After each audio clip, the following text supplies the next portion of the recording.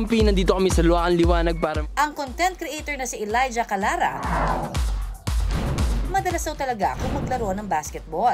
Nag-start po ako mag-basketball nung grade 6 pa lang po ako. Naglalaro po ako ng basketball 3 to 4 times a week po dahil naglalaro din po ako sa mga basketball leagues dito po sa Baguio City. Pero sa tuwing maglalaro daw si Elijah, madalas siyang matapilok. Minsan namamali po ng bagsak yung paa ko at minsan hindi ko po inaasahang matapakan yung paa ng kalaro ko. Nakunan pa ng kamera ang kanyang pagkatapilok. Pagkatalon ko po, namali po ako ng bagsak at natapakan ko po yung paa ng kalaro ko. Pagkatapos po nun, nahirapan na po ako maglakad. Ang masaya ng paglalaro ni Elijah, napurnada. Sobrang sakit po nung paa ko nun na hindi na po ako nakalakad ng maayos. Kaya po, halos binuhat na po nila ako hanggang sa makauwi po. Ang ikinakatakot ko pong mangyari ay baka po madoble po yung pagkakatapilok ko at baka po mas grabe pa po yung mangyari sa paa ko. Makapaglalaro pa kaya ulit ng basketball si Elijah? Alam niyo po, nangyayari ang pagkakatapilok o yung ankle sprain kapag ang ating ligaments o litid sa bukong-bukong ay aksidenteng na-stretch o di kaya naman ay napunit. Ang ating mga litid ay may mga matitibay na elastic tissue na nasa ating mga kasukasuan. Ito yung mga nagdurugtong sa ating mga buto, sumusuporta sa mga kasukasuan at nagbibigay ng limitasyon sa ating paggalaw. Ayon kay Dr. Dave Rick De Jesus, isang orthopedic surgeon, kahit sino maaaring makaranas ng pagkatapilok. Lalo na yung mga atleta at mga naglalaro ng contact sports, mga mahihilig magsuot ng sapatos na may mataas na takong, at ang mga may edad na mahihina na ang mga buto. Wala namang particular na age talaga base sa mga studies, pero mas common ito sa mga active people, young to teenagers to middle ages na activity ng mga tao. Tulad ng mga may edad, marupok ang buto, pag simple lang ang pagkakatapilok, ang unang-unang gagawin ay huwag niyong gagalawin ang paa at huwag niyong pupuwersahin. Ayon sa orthopedic surgeon, ang RICE o rest, ice, compression, and elevation ang pinakamabisang first aid kapag tayo ay natatapilok.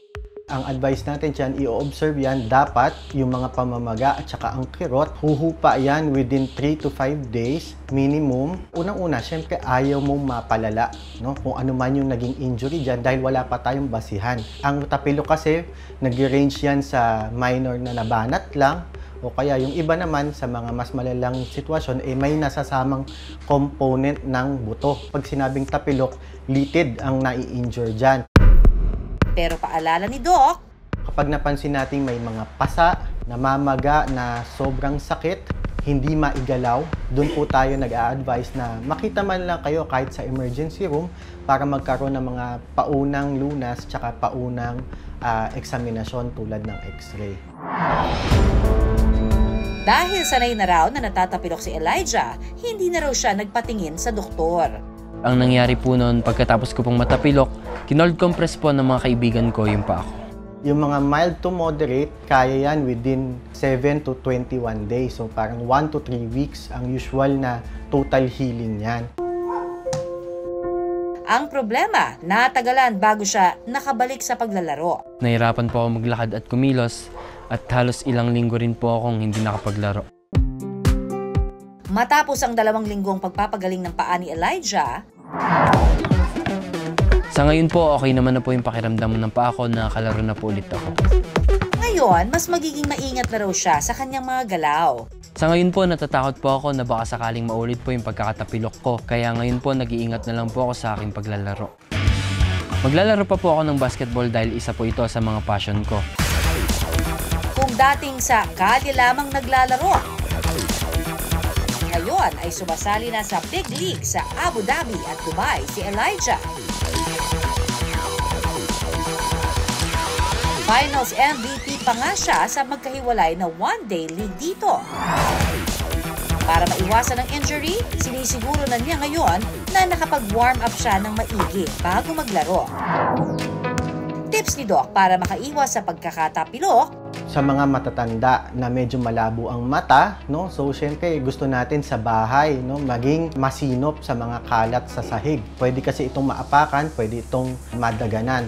Susunod, may mga hagdanan din na usually pagka walang hawakan, no, lalo sa matatanda, doon sila nadudulas o nababagsak. O kaya naman, meron din sa mga banyo, sa mga madudulas na lugar, pwede rin silang matapilok doon.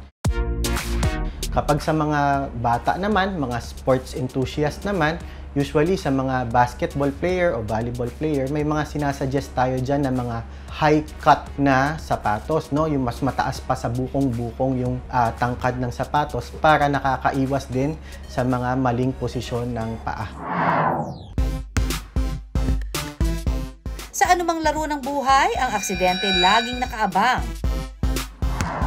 Kaya, kinakailangan ng iba yung pag-iingat para masigurong ligtas ang ating bawat paghakbang.